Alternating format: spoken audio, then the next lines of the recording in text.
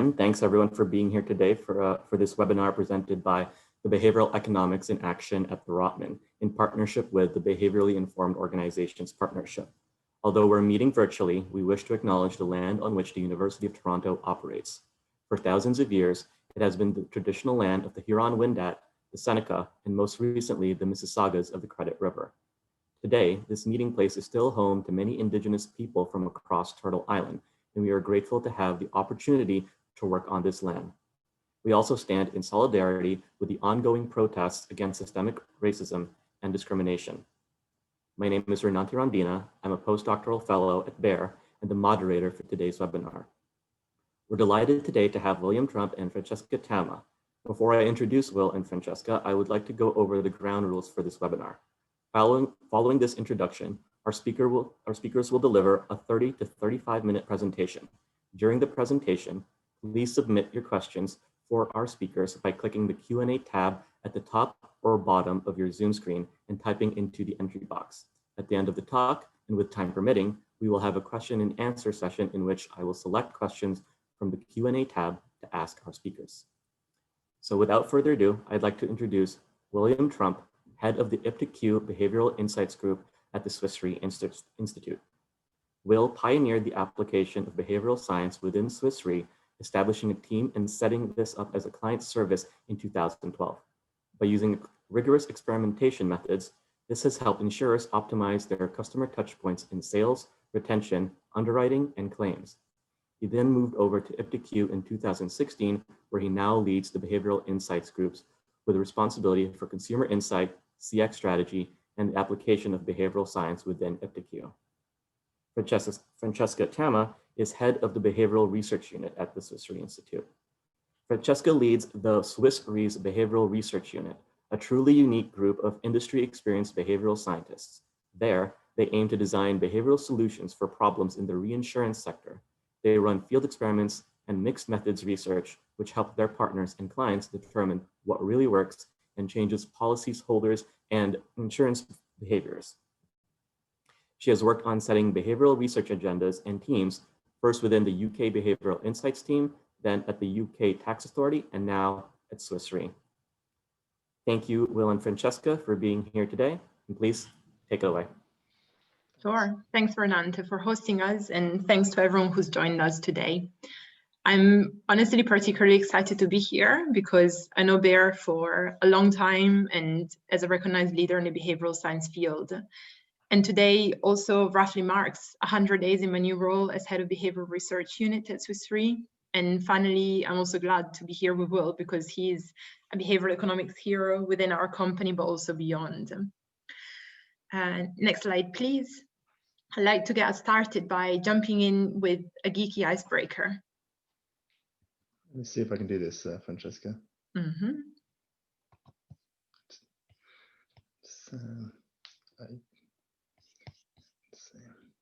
I'll let you do that. Perfect. And then I can see that the poll has come up as well.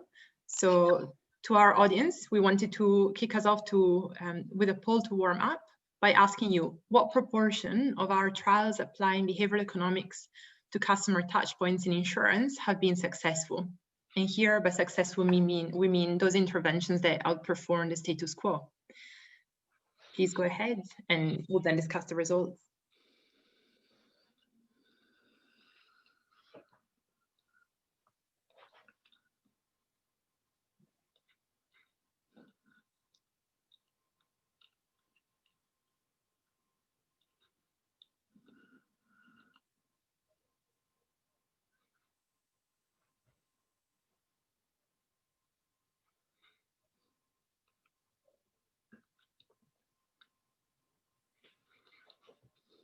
Okay. So I will not take this as a compliment to us, Will, but I'll take it more as a hopeful, optimistic impact of behavioral economics in action. And well, also our hypothesis that people would pick the middle option didn't quite work out, because I can see that people gave us a little bit more hope and selected the 81%. But actually, it is roughly 2/3 of our trials that have tended to be most impactful. However, the other two numbers weren't picked at random, so I'll spend just a couple of minutes talking about those.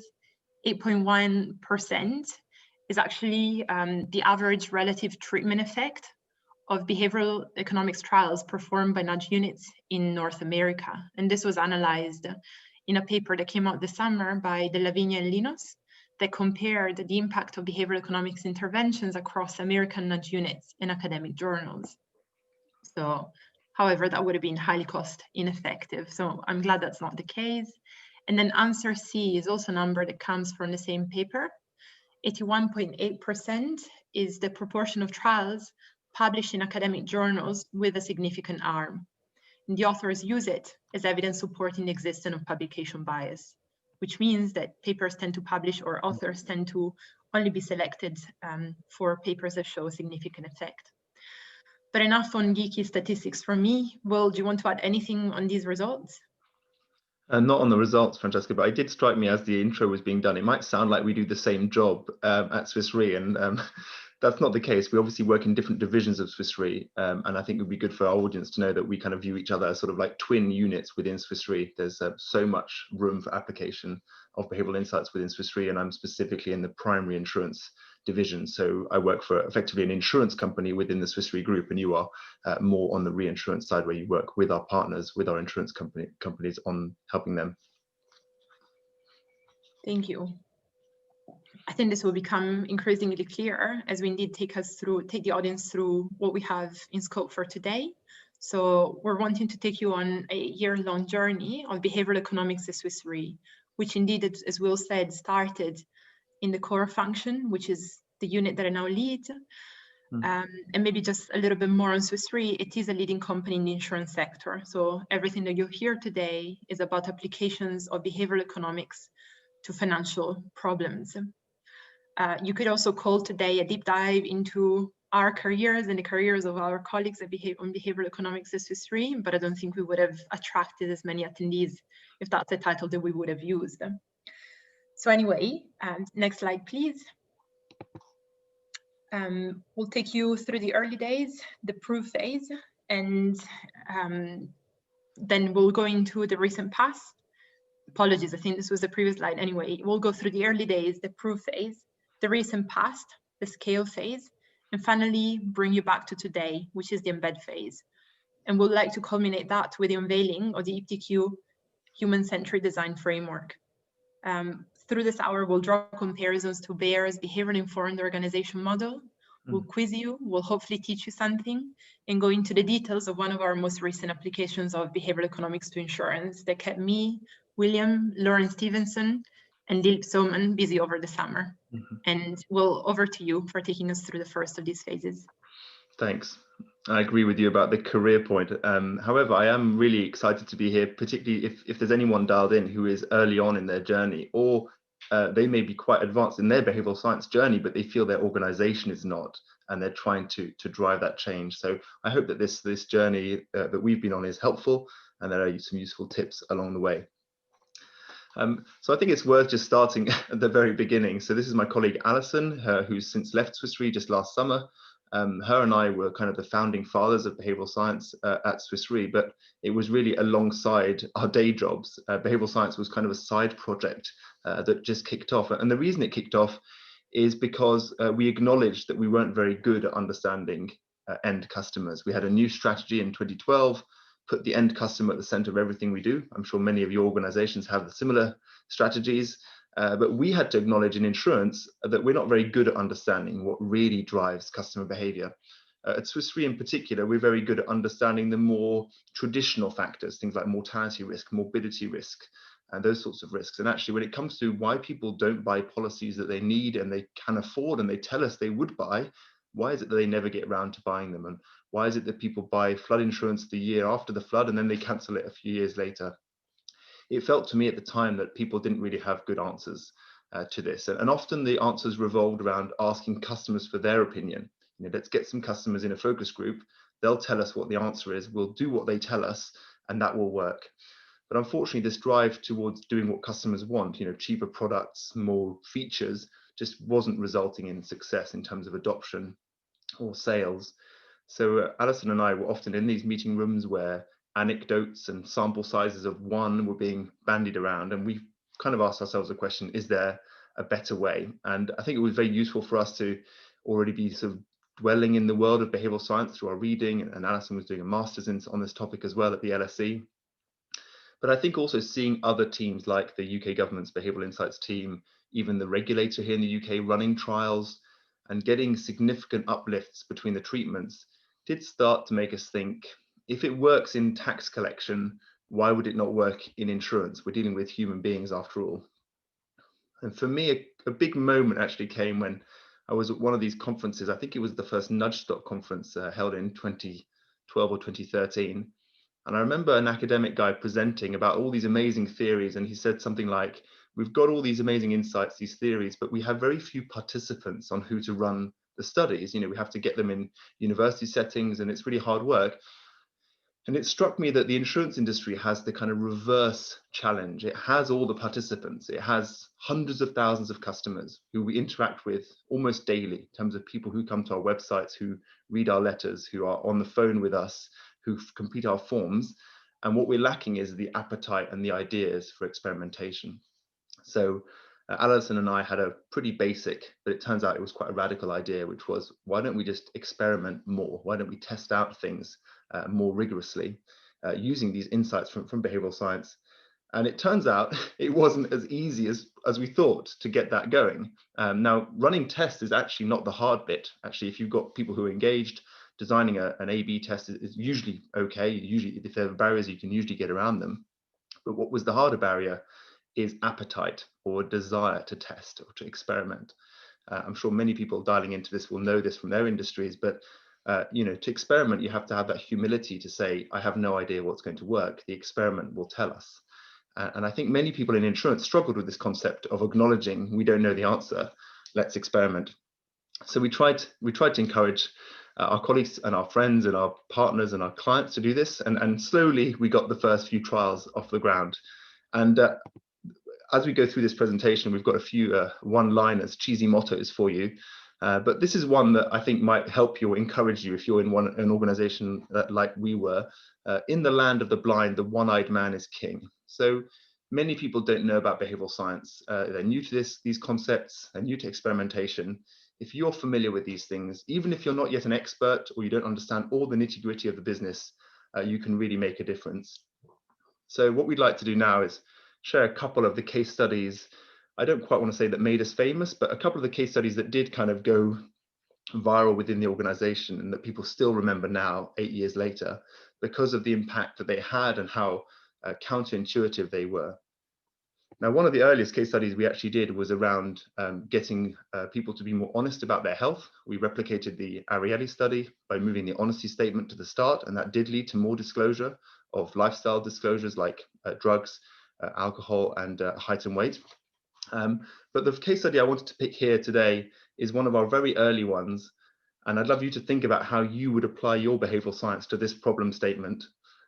At the point of claim for things like life insurance, we have to often check with doctors that indeed this illness or this death or this event has indeed taken place. In these cases, we're talking about critical illness or terminal illnesses.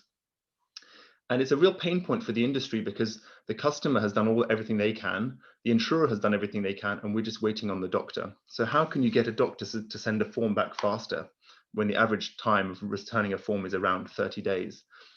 Well, we were able with this client to actually work on a sort of 2-year evaluation or test, where in the first year they had actually already designed this sort of what we now call a natural experiment, because they had just decided they were paying these doctors too much and they halved the payment that they were sending to doctors. And much to their alarm, this made no change in behavior. So you would expect people to send forms even slower when you pay them less, but it turns out that's not what happened at all. There was no change in turnaround times. So rather than ramp back up the money and spend more on the problem, we designed 2 interventions.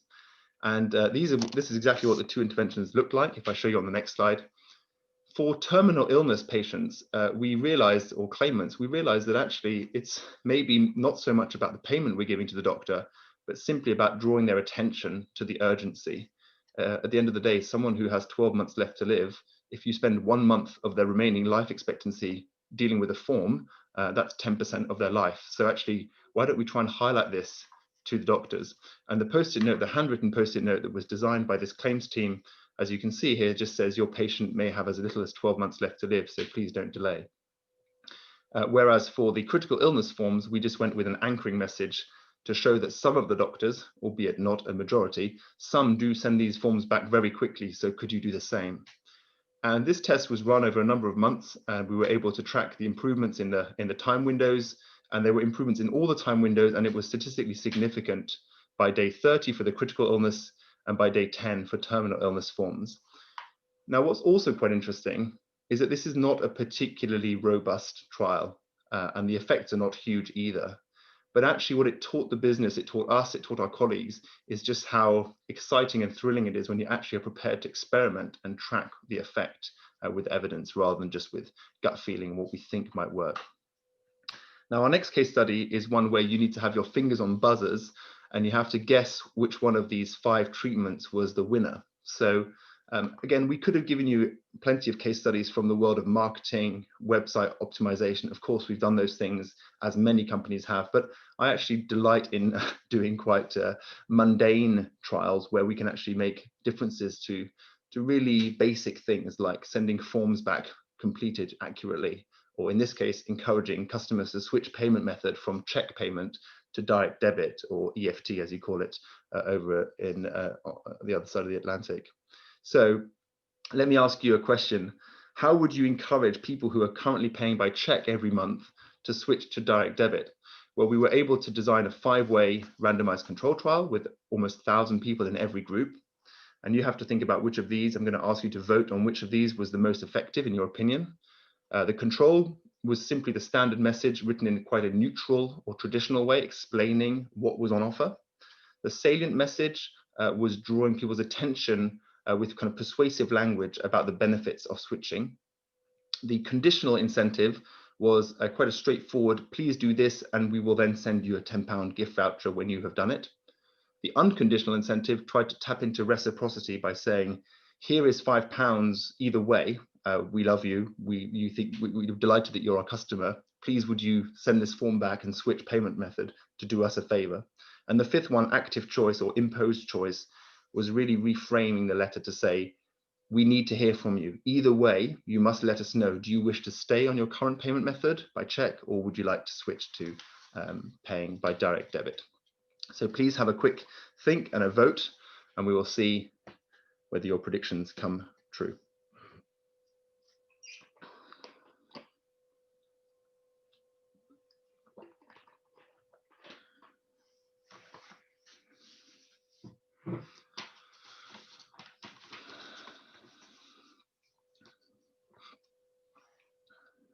Okay, let's see the results.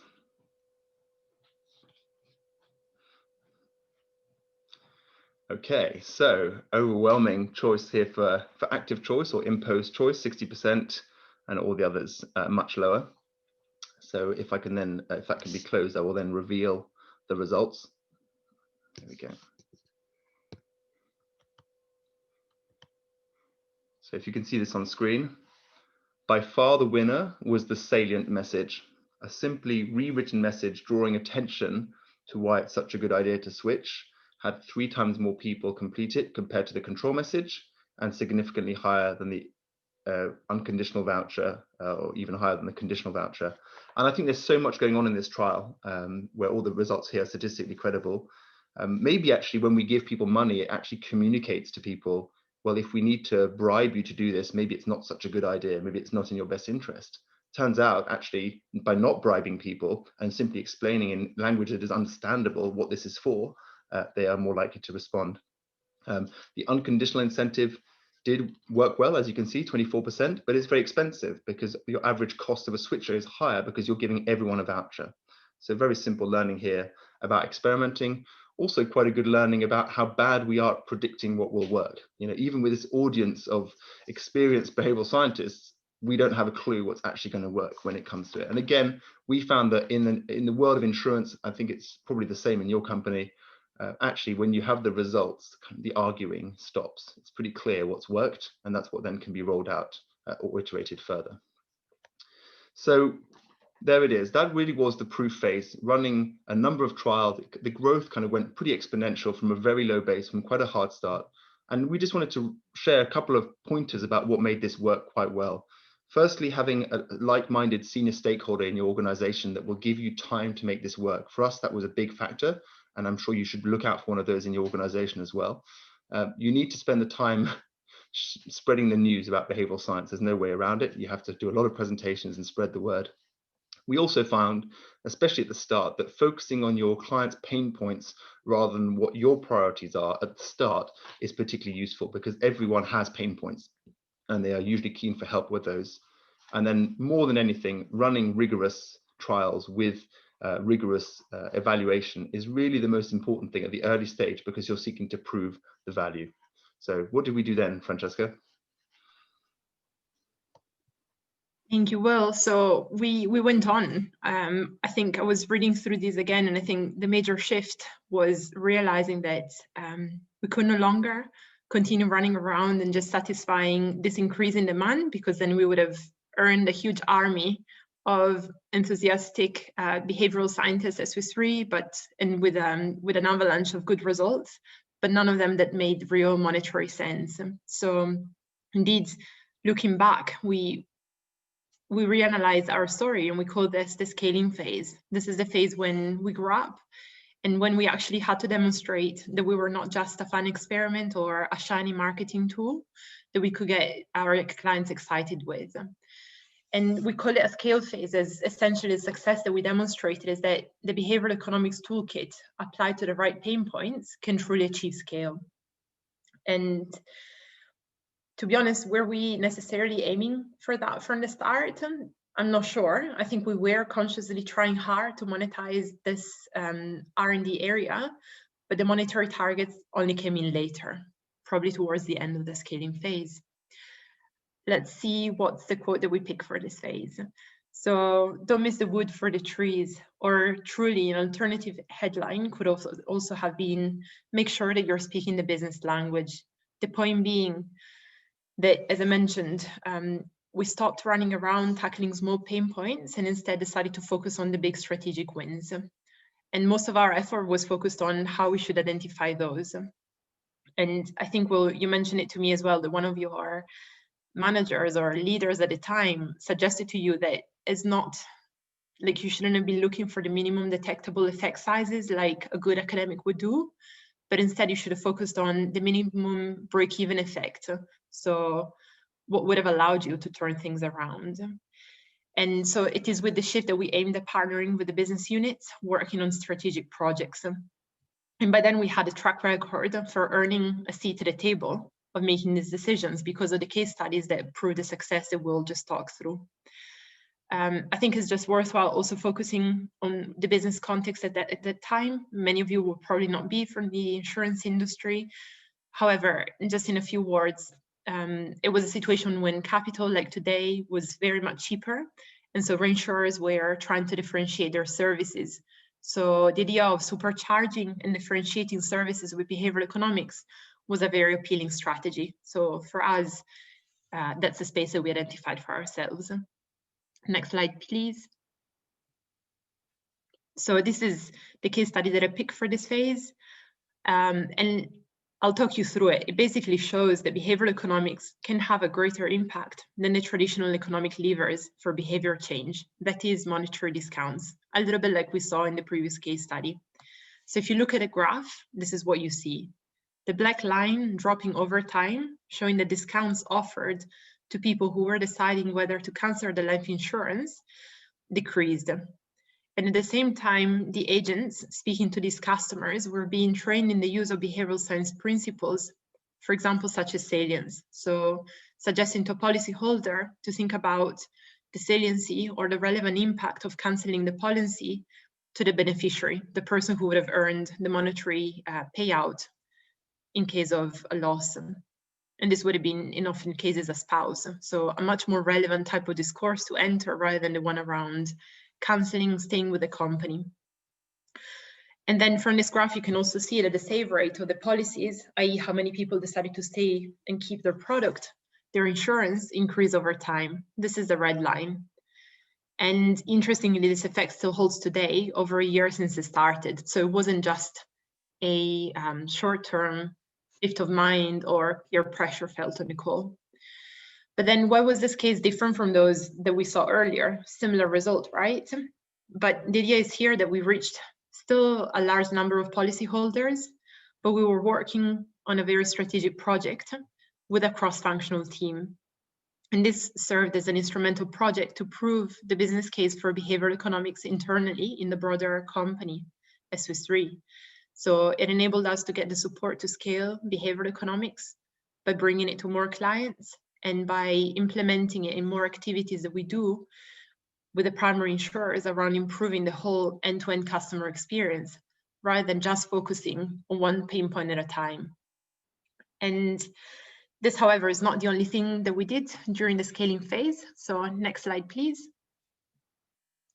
Scaling means a number of other things. It meant arranging a different operating model internally, growing therefore into a semi-central team. So this is where I now sit, whilst also allowing the decentralized units to grow on their own, such as the unit the Will is in. And we also talked to a number of peers in our industry to figure out what will work best. And we seems that we feel that this hybrid model is working well for us. Scaling also means a number of other things, is maintaining and training this community. It means enabling an effective knowledge sharing through interactive libraries. It means allowing ourselves to move away from perhaps having behavioral scientists in your role, but by embedding ourselves into business units that will benefit your specific point of view and expertise. It means developing an eye for which ones are the strategic projects and the strategic business units or stakeholders to talk to. And then on the day-to-day, it also meant developing a set of prioritization principles. Should I work with this unit or another one? This was super important, whilst also developing a credible monetization model, because as we said, a business doesn't really care about minimum detectable effect sizes, but about the break-even. And I think I'm going to conclude by giving you a few more lessons learned. So next slide, please. So what is it that we overall we learned from this phase? It was about following the customer. So really hiring other behavioral specialists, behavioral research specialists in the units where customer centricity truly adds value. Having a central knowledge management system, hiring capable and evangelizing behavioral economists. I think Will talked about the importance of being social on the topic. And then other things that work for us, we're investing in the understanding and partnering up with the business. Also starting to say no, and yet at the same time, continuing to run rigorous trials evaluations. So again, no one can argue with the power of these insights. And well, what else did we do? So you can already see, I guess, to the audience that this phase for us ended a couple of years back, and there is more yet on our agenda. So I'll hand it over to you here. There is, and just before I come on to the third phase, I just want to praise you, Francesca, for how much you did to make this second phase especially successful. I think that prioritization, monetization was really critical. I also think there were some words on this slide that sound unbelievably boring, like central knowledge management, and on the previous slide, library, which very few people get excited about. But actually having a brain or a repository of what has worked and what hasn't, when you get to, I think, 400 or 500 different interventions that we've run in terms of the different arms, it becomes critical so that you're no longer just guessing. I remember on day one, hence the phrase one-eyed man, we really had no clue. It was just a case of pick up an academic journal and just throw anything at the problem and see what sticks. When you get to a position where you can actually look at a bank of previous results from similar or identical environments, that really helps you focus in your intervention with much more confidence that it will make a difference. The reason that we have this third phase is that we feel that in the last year, really, behavioral science has kind of taken on a new sort of strategic importance. And this is a picture of our CEO, Christian Mumenthaler, who whenever he stands up and speaks now seems to have behavioral science on his lips, and even talks about some of our business models like the iptiQ startup insurer that I work for as being kind of behaviorally informed in the way it is trying to reach out to customers and not only make insurance accessible, but also desirable or appealing to people. So we wanted to talk about the next quote, and then we'll move on to some examples of what it looks like for a company to become kind of fully behaviorally informed. This is one we've come up with, so it's probably not going to win any Oscars for the best quote of the year. But we feel that it's a bit like being a salmon. It's time for behavioral science to start moving upstream. We felt for the last few years that you're often asked as a behavioral scientist to improve things. Often that means tweaking them, revising them, letters, scripts, web pages, whole propositions, but actually you're thinking to yourself, I just wouldn't have built it this way in the first place. And so then we started asking ourselves the question, well, how would you have built it in the first place? And how would you go about defining what a behaviorally informed insurance proposition looks like for life insurance, for car insurance, for any type of new insurance like cyber? What would that actually look like to start with behavioral science principles in mind? And that's why we're so delighted today to be able to unveil the human-centric design framework, the HD framework that we've built. And just before we come on to that, again, a bit of a metaphor here. If it feels like we're kind of trying to not necessarily conquer, but at least infiltrate all aspects of our industry, or at least our company, with behavioral science. And in a minute, we'll talk about how product design is specifically being built with behavioral science in mind. But maybe I can come back to you, Francesca, just to ask you, just to make a few comments on these other areas, maybe underwriting excellence, and other measures where we really feel like behavioral science is now one of the strong voices at the table. I think it's been a conscious exercise to say, well, behavioral economics is more than marketing, and we know that from the literature, and just reflecting on which other elements of insurance and decision-making in the industry that can be enhanced with this expertise. So one of them is indeed the idea of looking at how one can be more accurate in one's forecasting, and that's very relevant to the underwriting, which is the practice of allocating a specific probability and then the worth of a potential loss in insurance. But it could also run through other topics. So in insurance, you're also companies, so you have a lot to do with people science. And again, in there are loads of lessons to be learned. So I think is expanding beyond the more immediate applications of behavioral science to marketing, and thinking of the day-to-day key core activities of insurance through the eyes of behavioral scientists, and try and make that happen. Thank you. Cool. So it's time for a little drum roll here. Given this is literally the first time this has been published externally, we're really delighted it's now live on our website. Can be downloaded, our white paper that talks about the iptiQ human-centered design framework, HD framework. And then really this is trying to sort of tackle some of the biggest questions that we've raised throughout this session, which is, have you ever built something assuming it will work in terms of customer adoption, and then you're baffled when actually people are not interested, they don't add to basket, they don't complete the purchase, they don't see value in that new feature that we added. Even very well-meaning and efficiently priced insurances that actually we think people need, they can afford, they just don't buy them. I mean, a phrase that I think sums up the insurance industry quite often is, if we build it, they will come. We just assume that if we build the right insurance that people need and can afford, they will self-direct themselves to us and to our websites and buy the policies they need. And that's just not how humans work at all. And so the insurance industry needs to get better at building these products that actually customers will adopt. And adoption really, in my mind, is pretty much one of the only metrics of successful innovation, is people need to actually do the thing you're looking for them to do. And so we were really helped by working with Dilip, Soman, and the rest of the team at Bear around understanding that this business of behavior change, everyone's involved in that, including insurers. And by actually bringing the best of sort of design thinking and behavioral science together, which we see as kind of sister disciplines, bringing them together very early on in the idea or proposition development phase is really important. Again, many insurers work with either internally or with another company, a brand, and they usually say something like, we have home insurance, why don't we now just sell some of it to your customers? As opposed to thinking, what is it about your customers that is unique? What are their association with your brand? What behavioral biases may be in place? What barriers may be in place? What sucks about insurance currently? How could we tackle this? And really trying to understand the end customers in the context that we will find them, and then design a solution that may meet those needs and actually be much more appealing and attractive in that moment. So the 3-step process is really just to firstly narrow the scope. What are we talking about here? Initiate. Number 2, investigate, which just means map out everything you could possibly know about these customers. And we're quite pragmatic about this. You could do this in a couple of days, or you could spend a couple of weeks doing this, depending on how much time you have to delve into the data you already have, how much insight you can gather.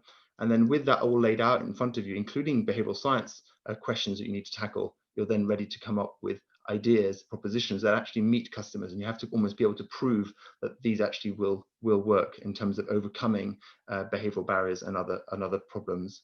So just to give you a quick screenshot of what that looks like when we work with partners on this framework, we map out everything we can possibly know about the customer in front of us. We do these in kind of joint workshops. We do customer insight work, ethnographic research.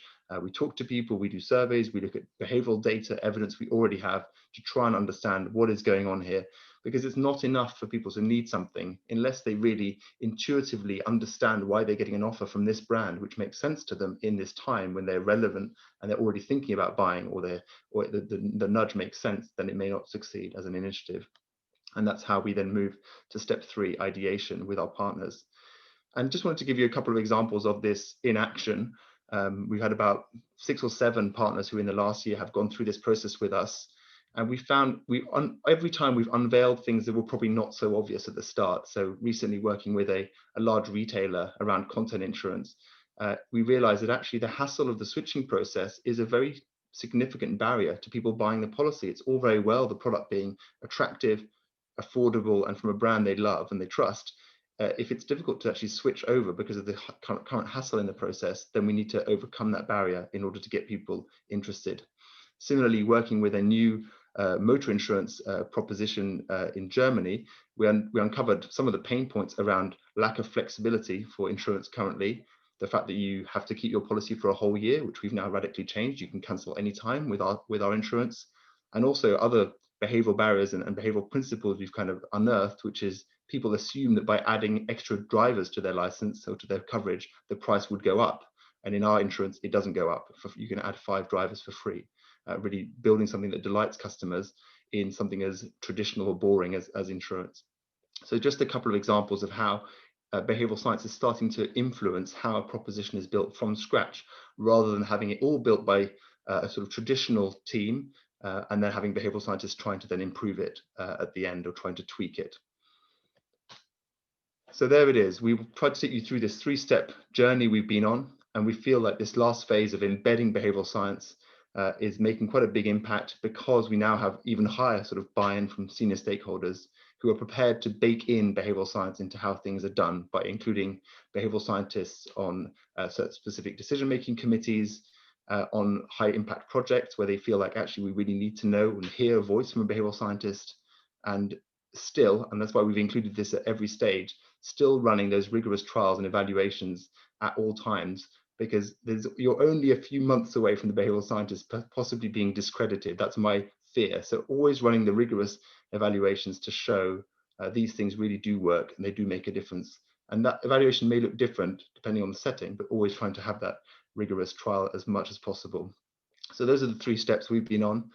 And so we've got one question for you before we come to Q&A. This will be an interesting one to hear your views on them, basically your verdict on our journey. Do you think that a company that is new to behavioral science, this may be your own company right now, do you think it can leap straight to step 3, the embedded BE within the organization, without going through steps 1 and 2, proving and then scaling? So do you think, yes, it can, because things just look different from where they were 8 years ago when we started? Or do you think steps 1 and 2 are, of course, needed, but you think it could be done much faster than we achieved it? Or do you think actually in your organization, it may take the same amount of time or even longer? So we'd love to hear your thoughts on this one. Have a little vote, and then we will unveil the results.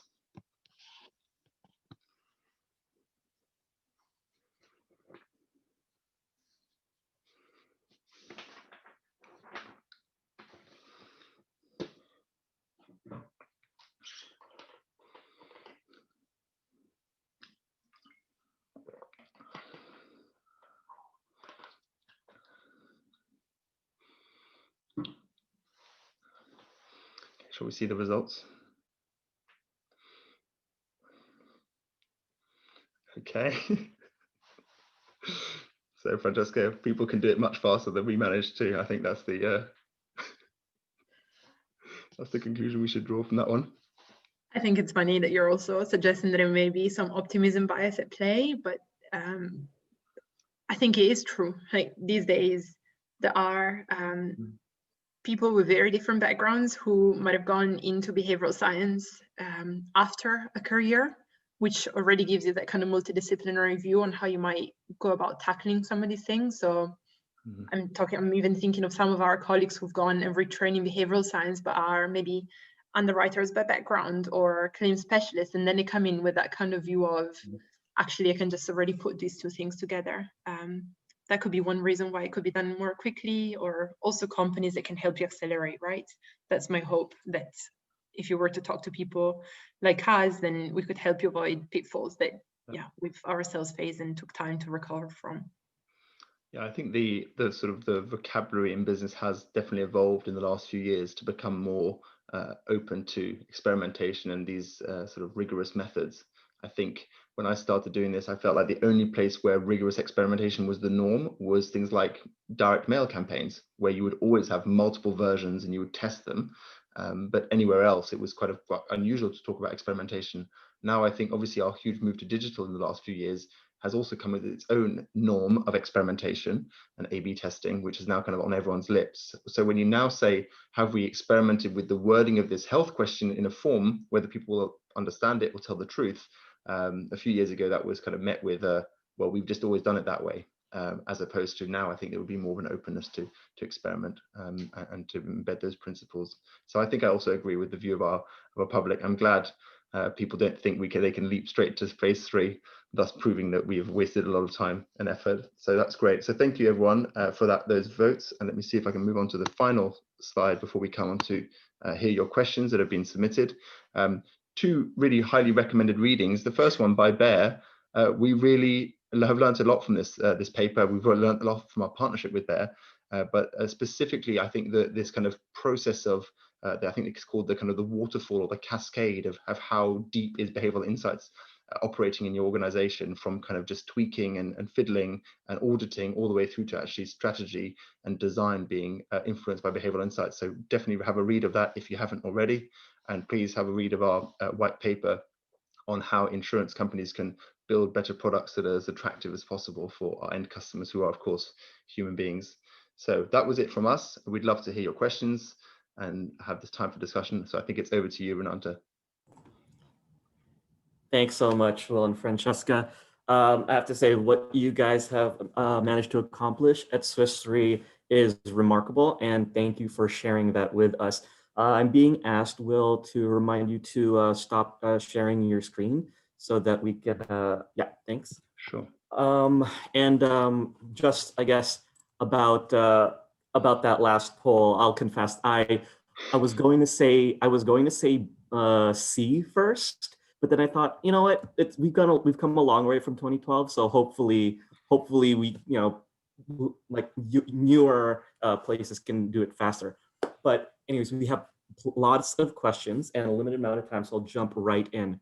Okay, so the first question we have here is from Martin Scanlon. The question is, what kind of challenges have you faced or might you expect to face from regulators pushing back on these measures as not necessarily customer friendly? And likewise, what reputational risks should one be concerned with? Do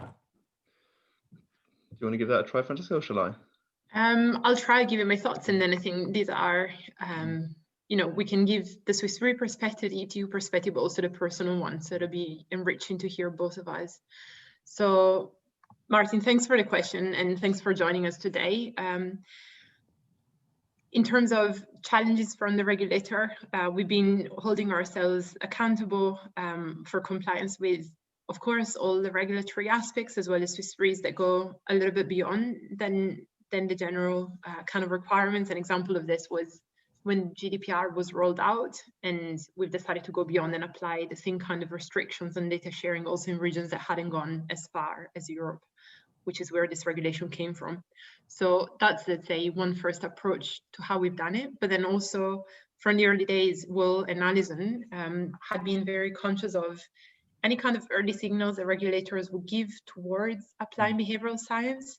And the FCA, the UK regulator, has gone a long way, also because they have their own behavioral science unit, in thinking about what are the principles that communications to policyholders need to reflect? And that's, let's say, been our roadmap to decide whether to take on a challenge that could be tackled with behavioral science or not. And these are principles of transparency, fairness, and things that also behavioral science can strive towards achieving.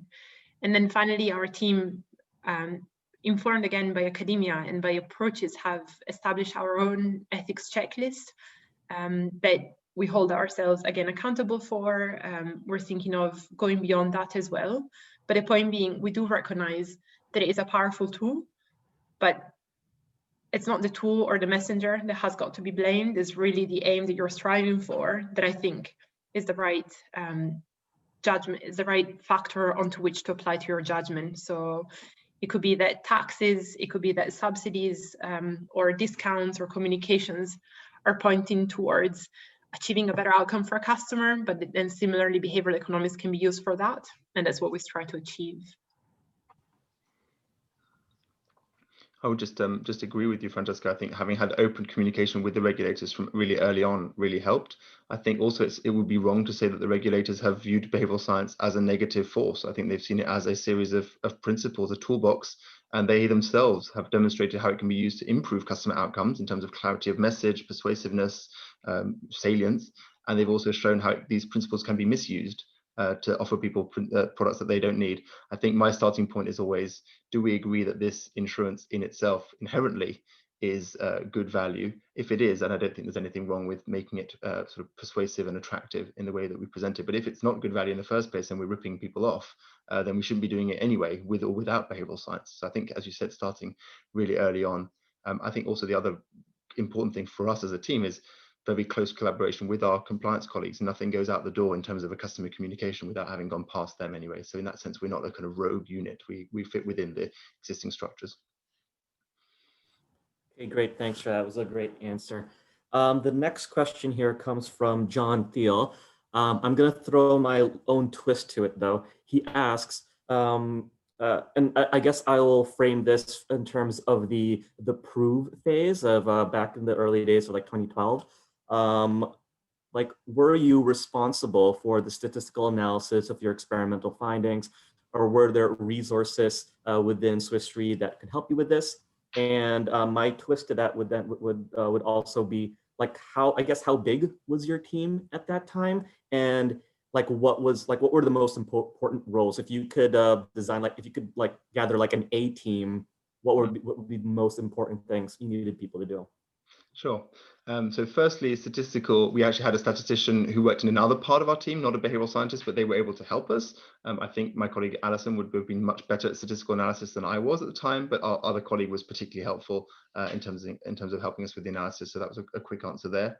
In terms of the proof phase, what made it work? I mean, at the start, it was 2 people, me and Alison, part-time. We had other jobs and we were doing this on the side. And I remember saying to my old boss, is it okay if I spend maybe 20% of my time doing behavioral science? And then I'd come back 2 months later, but what about 30? And what about 40? And then it was 100%. So these things do grow against sort of evidence base. If you show the results, you show that our clients are valuing the impact, then those things can grow. And right at the start, when it was just 2 of us, it was almost quite funny. It was like, the person who'd done the academic training, my colleague Alison, she'd done her master's in behavioral science, and I was the insurance guy. It almost became a bit of a running joke that actually you want to have those 2 things together. You want to have someone with the background in more of the academic knowledge and someone who's a bit better at speaking the business language. I think by having those 2 things together, that's something we have never moved away from.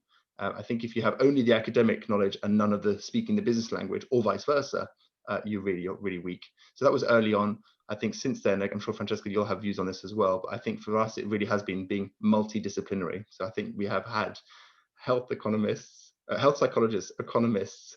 Who else have we had in the team down the years? Different types of psychologists as well. So social psychologists as well as clinical psychologists, and then I think it's expanded beyond, right? Like with a broader community, with people having slightly different twists on also their background. So no, I definitely agree with you, Will, in the multidisciplinary piece. But I think in my own career, and even now, going back to the embed phase, I think the concept is the same, where it's so important for behavioral scientists to spend time embedding themselves in the actual understanding of the environment around them, as otherwise you're never going to understand the dynamics, the complexities. So probably even taking a step back beyond saying, you know, let's study the latest data science and behavioral economics PhD, because that'll give us the superpowers of being the A team. Actually, maybe spending a couple of years being that kind of core function in your business will probably give you that insight as well. Okay, great. Thanks for that answer. I'm going to combine two questions here. They're fairly similar. Matthew Lawrence asks, with over 400 trials done, what is the most surprising thing you have learned about human behavior? And the second thing I'll ask is, what is the one application of behavioral insights in insurance that you're really keen to test, but you haven't had the chance to do so yet? I know Will's answer to the last one. But I'll start with the first one. Maybe the surprising piece. I think this is, again, just the recency bias, because Will and I talked about this trial recently. It was once when we tested how a flight delay insurance, so an insurance that will pay out if your flight was late, we try to optimize the messages that you get on your flight tracking app to encourage you to buy this type of insurance. And we went thinking about, okay, maybe it's about making the benefits really salient, like it'll pay off, and if you're late, then you've got the money for your taxi type of thing. Then we thought about probably even the scarcity, saying, hey, you've got this much time left to buy something, you know, these kinds of basic principles. And then actually, and honestly, I didn't time this, but Dilip's early paper thinking about the timeliness effect. So the idea that you are more likely to start saving if the benefits of that saving behavior are going to be felt within the same calendar year, made me think that perhaps it's going to be the same thing, that if I tell people to buy the insurance at a time that feels like the time when they're going to write the benefit of that might work. And so we said, okay, let's try and test out different timings. So on one hand, I had hypothesized, let us write a message to these people saying, you know, imagine a week today at this time you'll be landing if your flight is on time, but imagine how stressed it might be if it's not on time, and why don't you buy this type of insurance that helps you sort out, you know, the extra costs you might have to come. Anyway, and we tested that against a last minute message. Hey, it's about, you know, your offer is about to run out. And I'm afraid to say the latter one, I mean the former, so timing, first of all, was the interesting finding, had a greater effect than the behavioral insights.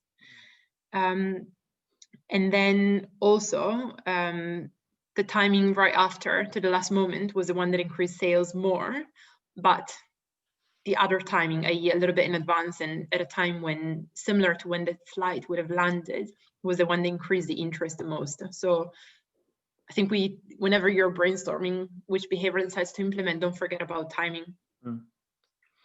I would just add to that one, because it was recurring, I think the biggest learning or biggest surprise for me is that money is often the most expensive way to change behavior. And I realize many of other behavioral scientists have said that as well. But when you've got trial after trial where all our colleagues are saying, just give them a discount, that will do the trick. And repeatedly, it is not what does the trick. What does the trick is persuasive, clearly well-timed, framed, you know, salient messages. I think when you just see that so many times, you realize there is a better way than just throwing money at the problem. In terms of what the thing I want to test, I don't know if Francesca does know what I'm going to say, but I think what I would love to do is a claims jury. Is that what you're going to say? Yeah. So I'm always interested in what are the underlying forces that make insurance unappealing. And I think one of those is the lack of trust in the company, because by definition, you're giving the insurer money. And then when you need it, you're trying to make the case to have the money back.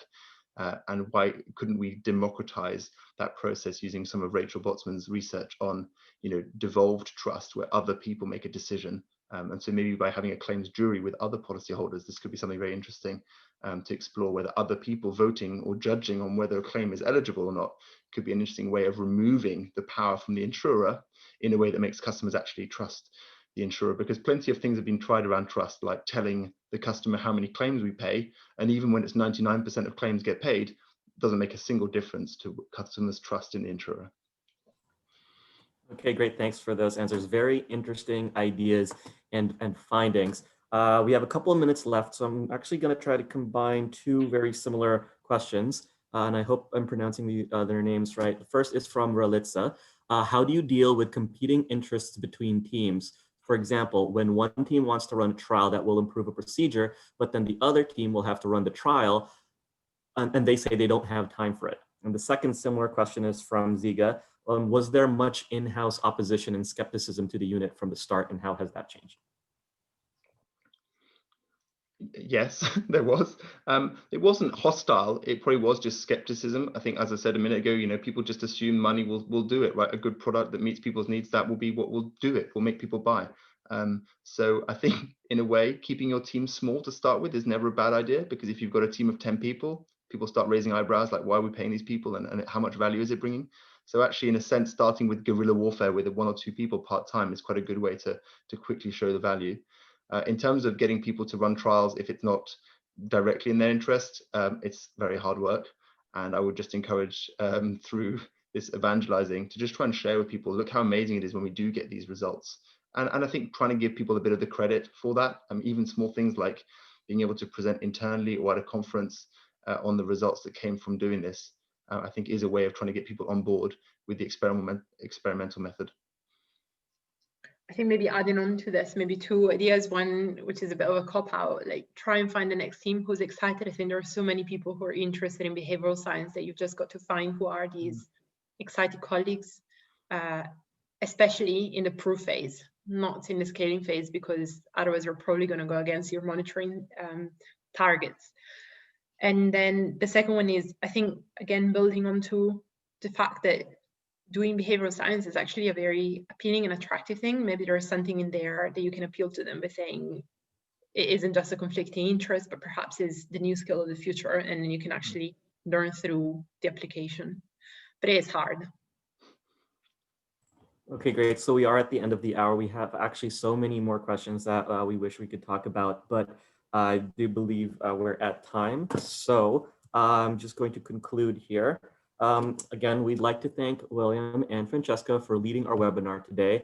A full recording of this webinar will be available at our website by clicking the side tab labeled Events, and then clicking the sub-tab labeled Bear Webinar Series. Our next webinar will be December 10, and we will hear from Elizabeth Linos from the University of California, Berkeley. Thank you again for all attending. You can exit this webinar by closing your Zoom screen. Thanks again. Thank you, everyone. Thanks. Bye.